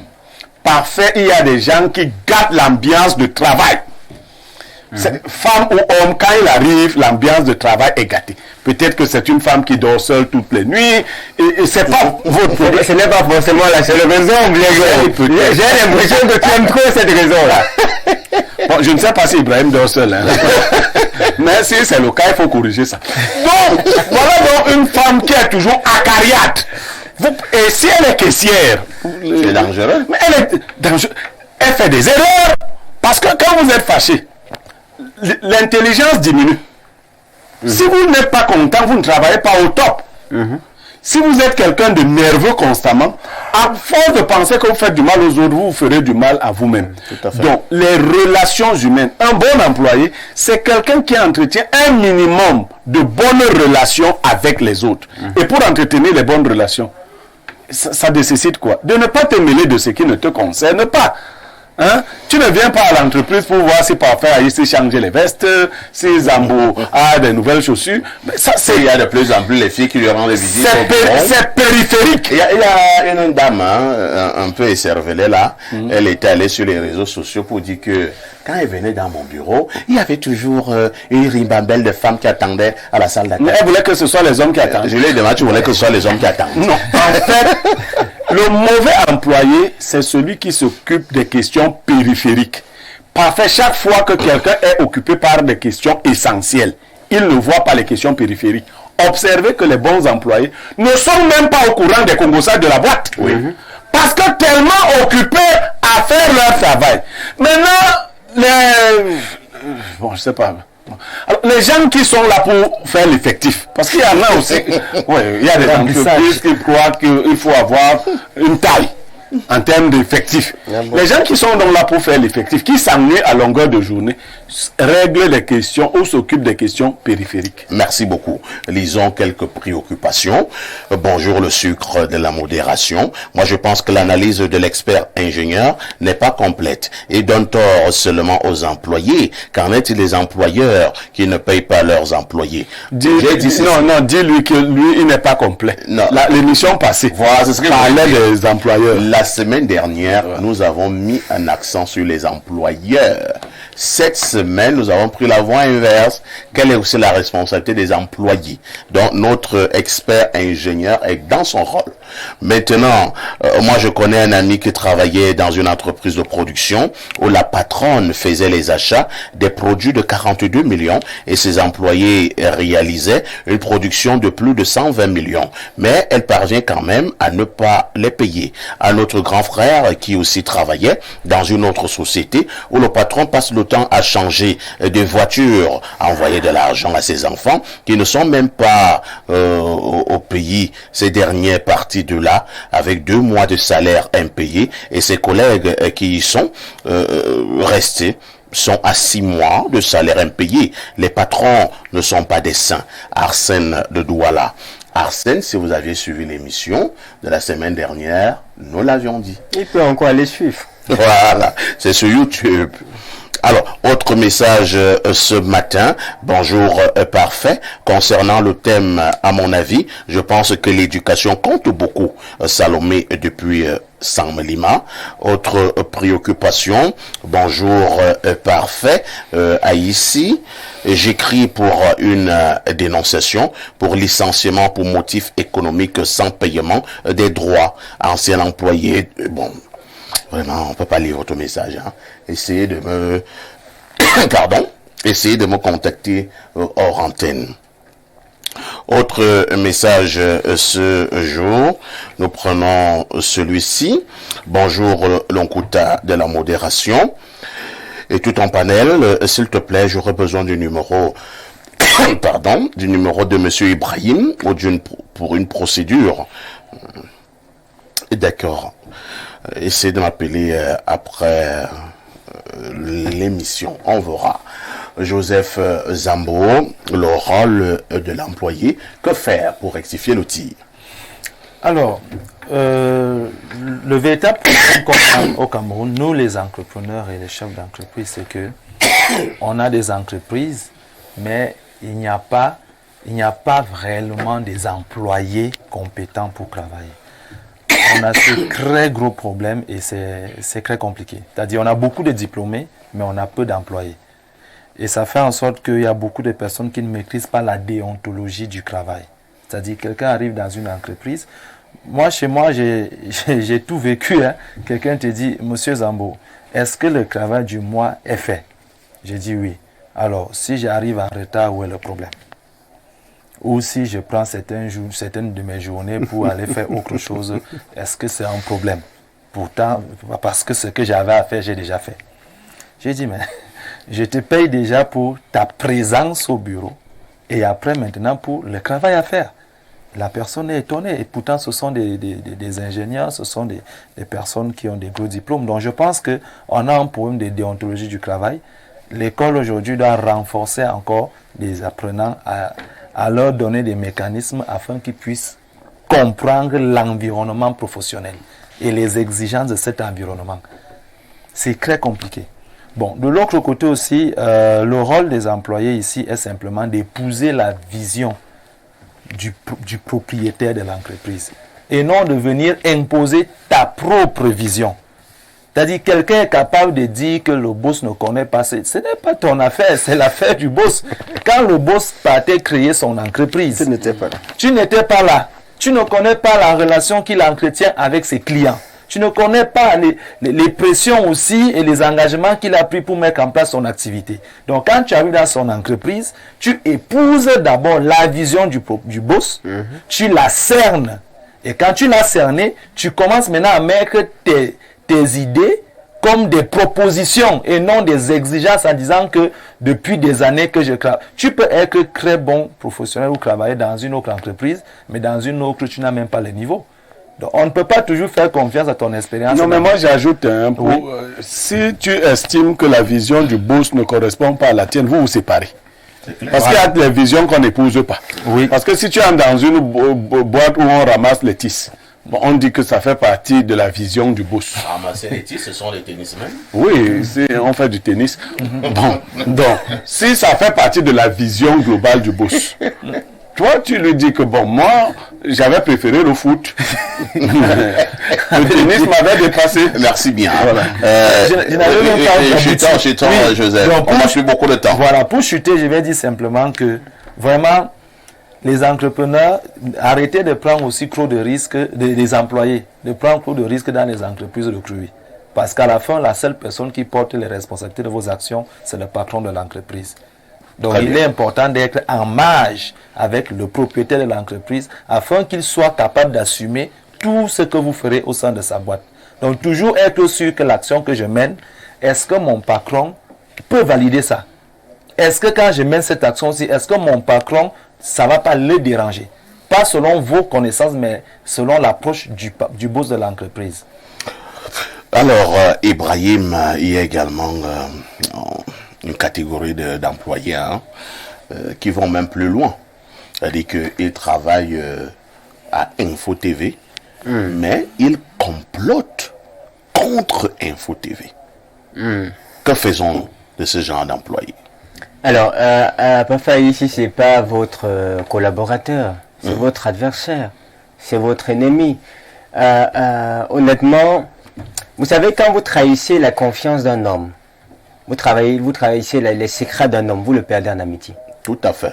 Je peux être ton ami et il t'arrive ou m'arrive de dire du mal de toi. En ce moment-là, l'amitié est encore rattrapable.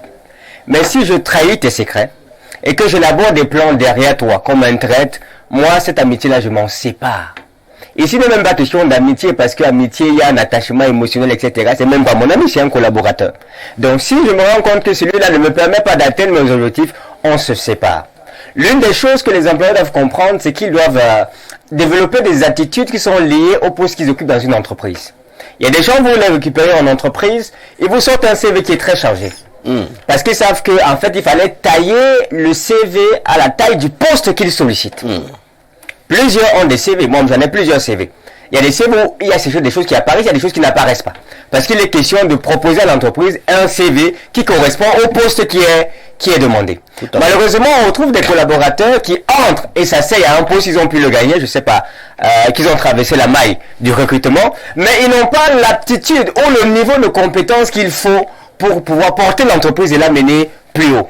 À ces employés-là, j'encourage vivement à faire une auto-évaluation de leurs compétences, de leurs faiblesses. Laissez vos collaborateurs travailler, concentrez-vous sur votre poste, sur votre travail, évaluez vos compétences et vos faiblesses, renforcez vos capacités dans ces choses-là. Zambo était en train de dire tout à l'heure un employé qui lui dit mais patron, ce que tu m'as donné comme objectif là, je l'ai atteint, non, pourquoi tu veux que je vienne encore m'asseoir ici? C'est exactement l'un des problèmes qu'on a majoritairement en entreprise. C'est un génie, il est arrivé, il se comporte comme il veut. Non, en milieu professionnel, au-delà des compétences techniques, au-delà des compétences professionnelles, c'est qu'il arrive à l'heure et s'assoit. Il y a des compétences interpersonnelles qui dit même à un employé qu'on ne dit pas ça à son patron. Oui. Parce que lorsqu'il t'a recruté, il y a un contrat que vous avez signé. Le contrat est clair. Tu arrives à 7h30, 8h, moi je sais pas. Et puis tu sors à 16h ou 15h30. C'est clair, tu dois respecter les normes. Vraiment, il faut promouvoir l'auto-évaluation. Très bien. Merci Ibrahim. Alors, Eric Achille, si nous sommes d'accord qu'il y a des mauvais employés, on peut aussi reconnaître qu'il y a des bons employés. Hein. Si nous devons tirer les oreilles des mauvais employés, on peut m'aboutir au licenciement.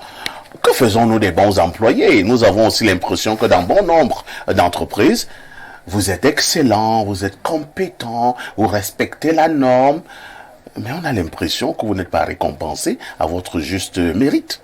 Oui, ce que vous relevez est tout à fait vrai, parce que quand on a des employés, il faut les connaître. Tout à fait. Il faut connaître leurs aptitudes, leurs prouesses, ce qu'ils savent faire. Et il faut également connaître leurs limites.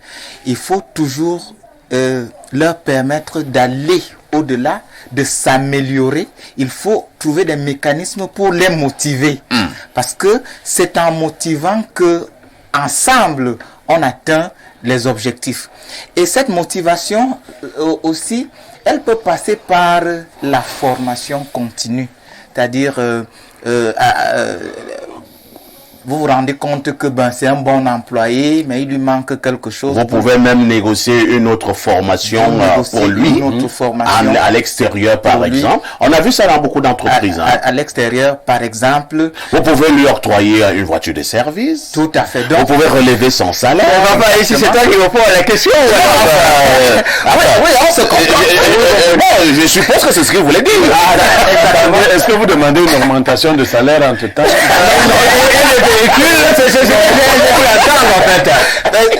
Si tel était le cas, je suis sûr que le beau sur l'émission. Ce serait bien la bonification. Donc de temps en temps, il faut bonifier ces bons employés, parce que en réalité, il faut se dire que chacun a ses qualités, chacun a ses défauts. En tant que manager, on se met au milieu et on élève chacun, on ne l'humilie pas, parce que le travail en réalité, l'entreprise est là pour rehausser, pour permettre à l'homme de s'affirmer socialement, et pour pouvoir le faire, il faut davantage l'honorer. Mais maintenant, en tant qu'employé, il faut éviter, il a dit, le commérage. Ouais. Parce que certains, le Congossa, il y a certains employeurs qui, moi je me souviens, comme je fais les chants, quand je faisais les chants avant de faire mes propres chants, j'avais à une époque un patron dans les champs là-bas qui voulait à chaque moment que je vienne lui dire que il y a tel collaborateur qui a fait ci. Le Congossa. Je lui ai dit, mon frère, moi je suis là pour les champs, tu m'as pris pour les champs. Donc en termes de rendement, planton ce monde, et puis le reste là, il a compris, et ça a permis que je sois valorisé au sein de l'entreprise, et c'est ça qui m'a donc permis d'aller faire mes propres chambres de Vous avez eu la chance, hein? Notre employeur, il ne va pas te licencier. Vous allez travailler, vous aurez votre salaire, mais vous allez vous contenter seulement de votre salaire. Habituellement, les gens, ils font le convention auprès des employés, là, ils ont des bonus, hein. Ils ont des bonus, même s'il faut reconnaître que les employeurs eux-mêmes ont du mépris pour ce style d'employé. Exactement. Oui. C'est-à-dire, on vous utilise pour la circonstance dès qu'on vous presse. Très bien. Pierre Blaireux, qui est très compréhensif, n'aura pas son deuxième tour de parole. On dit merci à Eric Achille, qui était là ce matin. Merci à Ibrahim, expert en entrepreneuriat. Merci à Joseph Zambo, expert également. Pierre Blaireux restera notre consultant. La rediffusion de ce programme, c'est tous les soirs à partir de 22h30. Une question avec tout ceci. Que faites-vous encore ailleurs?